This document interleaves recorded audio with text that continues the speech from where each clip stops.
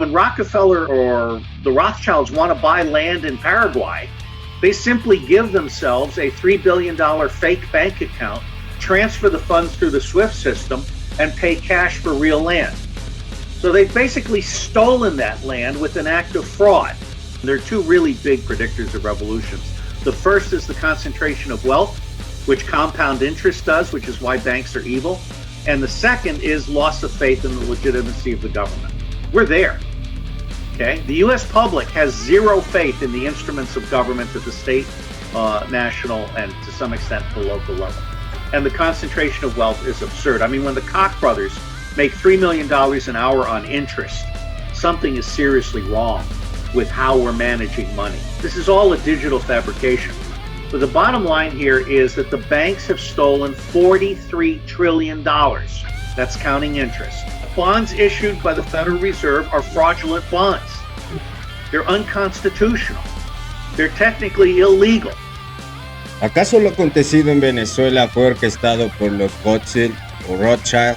Fue en abril de 2024 que Venezuela cometió el error de contratar a la compañía Rothschild & Co. para asesorar a Caracas sobre su deuda soberana de 154 mil millones de dólares y así preparar su reestructuración. Solo que el banco se topó con un grave problema: la fuerza coercitiva y el aplastamiento de las sanciones estadounidenses, las herramientas del imperio globalista financierista, lo que imposibilitó la reestructuración en la administración de Nicolás Maduro. Y todos sabemos dónde terminó. Pero si damos un salto a enero de 2026 en que Donald Trump secuestra a Maduro, los bonos venezolanos en impago se dispararon. Los bonos en impago o default ocurren cuando un emisor, ya sea una empresa o un gobierno, no cumplen con el pago de intereses o la devolución del capital principal para la fecha del vencimiento, por lo que estos instrumentos suelen ser considerados basura y de alto rendimiento o high yield, con una baja clasificación crediticia pero con rentabilidades atractivas, y todo dentro de este juego de los Rothschild de la especulación. Y de hecho, después de que se dispararan estos bonos, personas de la familia Rothschild públicamente felicitaron a Donald Trump como una felicitación del patrón al peón.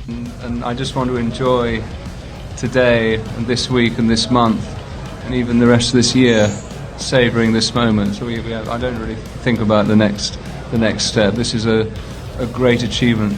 Recuerden que es una familia judía alemana que se dedicó a los negocios y al mundo financiero, proponiéndose entre ellos dominar gran parte de los bancos centrales del mundo, algo que casi lograron por completo. And he started a small coin business, and that did reasonably well. But actually, and this is where it ties into legacy, his great strength was to send his 5 sons to the capitals of Europe at that time. And what they did is they set up, in effect, the first international banking system. So whereas everyone used to be in separate different countries or separate cities until then, these 5 boys communicated with each other, sometimes by pigeon, and they wrote to each other in Judendeutsche, which was a kind of Yiddish German vernacular. And by 1789, when the last one went, to 1815, so a very, very short period of time, it was said that no government or king would consider going to war without the Rothschilds supporting it, because that was how incredibly influential and powerful they had become. Y aquí viene la parte de Venezuela. El Banco Central de Venezuela es completamente estatal. No entra capital privado ahí, y eso siempre fue una molestia para los Rothschild. Por eso el castigo contra Maduro, porque él sacó a su banco central del control de las familias bancarias más poderosas globalistas del planeta. Son de las familias más ricas del mundo. Y bueno, con toda la traición que está sucediendo en Venezuela, la limpieza militar y política, no dudemos que por arte de magia empiece a entrar capital privado al Banco Central de Venezuela. El nuevo orden mundial no termina de nacer y el viejo orden mundial no termina de morir. Ya nosotros, la clase trabajadora, nos colocan dentro de todo el fuego cruzado. Ya lo dijo Netanyahu, la guerra más importante y más fuerte que tiene ahora mismo el mundo occidental es la guerra informativa, la guerra cognitiva. And of course, it's most prevalent in the social media. This is the new battlefield, and this is where we must counter with our own weapons. We're late in the game, but we will win this battle too, as we won on the battlefield, because we are developing the means to fight this.